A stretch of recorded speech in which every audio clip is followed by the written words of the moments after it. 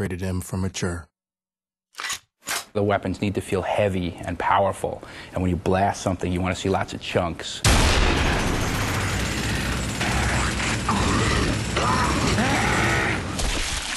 The way that the player interacts in Gears of War is by shooting the world. That's essentially his virtual hand.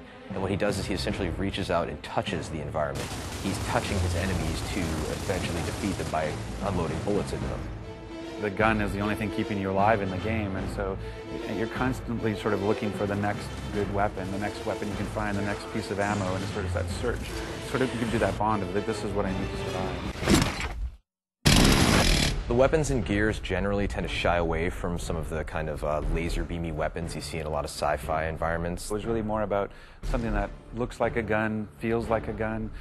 It's really why we sort of went with sort of this kind of Vietnam-esque type of weaponry, that everything is a ballistics weapon, everything feels real. It's not energy weapons, not laser weapons. So your arsenal has expanded in Gears 2, and we have these heavy weapons. The first one's called the Mulcher. It's a heavy Gatling gun. Kind of based off the Predator, kind of raw, you know, just go crazy and mow everything down. We have a long-range mortar, which is heavy as well. You can take out enemies from what feels like it's about half a mile away. Then you have to plant it and you have to crank it to get to whatever trajectory you shoot. We have the Scorcher, which is our take on a flamethrower. If you reload the gun perfectly, the shot goes further and it burns your enemies to a crisp, and there's much screaming and rejoicing when that happens. And then we have a really cool weapon called the Gorgon, and this is kind of a semi-automatic pistol. And this works well because you can take your enemy hostage and then grab this pistol and essentially take them out in a very quick and dirty fashion. We've added a new grenade, which is the poison gas grenade, what we call the ink grenade. The poison grenade is this crazy little, I don't know, grub or something, and it's filled with this poison gas, and they have it in a little cage on the end of the chain, and they'll fling it out, and it'll hit the ground, explode, and it'll emit all this crazy ink or poison gas. My favorite weapon in the game has to be the torque bow.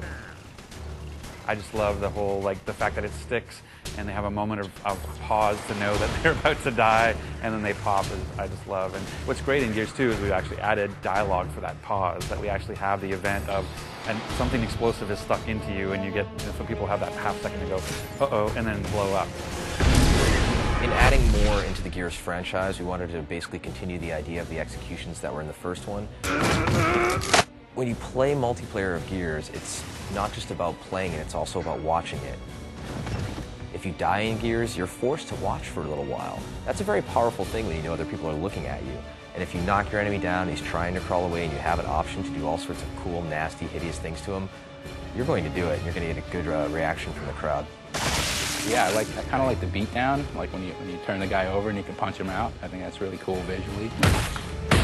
And I love the sniper skull crush.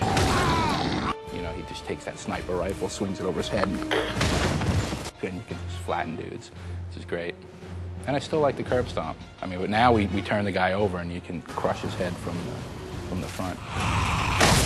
One of the ways we were trying to incentivize gamers in the first Gears to use some of the chainsaws moves and some of the executions was to put them in God mode, essentially. Starting Gears 2, nobody was a fan of that idea. They didn't want players to be protected at all when they were doing an execution. So actively, when you're playing the game and somebody is in front of you and you want to show off for your friends and do a cool execution, you're making a choice that this is going to take 2.5 seconds to pull off, and you better make sure that the area is clear before you show off.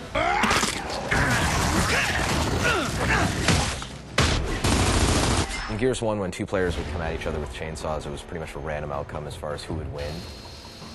And in Gears 2, we actually wanted to make it A, very cinematic, and B, have an actual game mechanic that was implemented.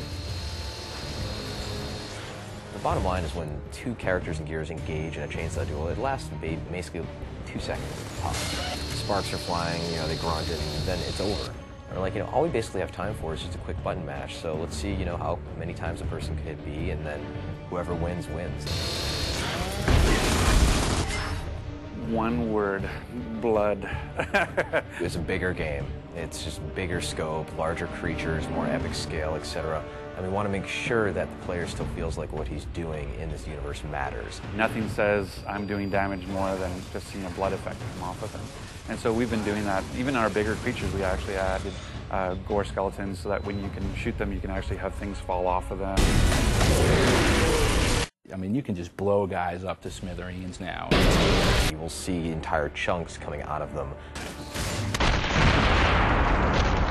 The pieces fall around and they're floppy, and they're not, you know, they don't just sit there and hang out, right, and then fade away. They flop around and leave blood splats everywhere.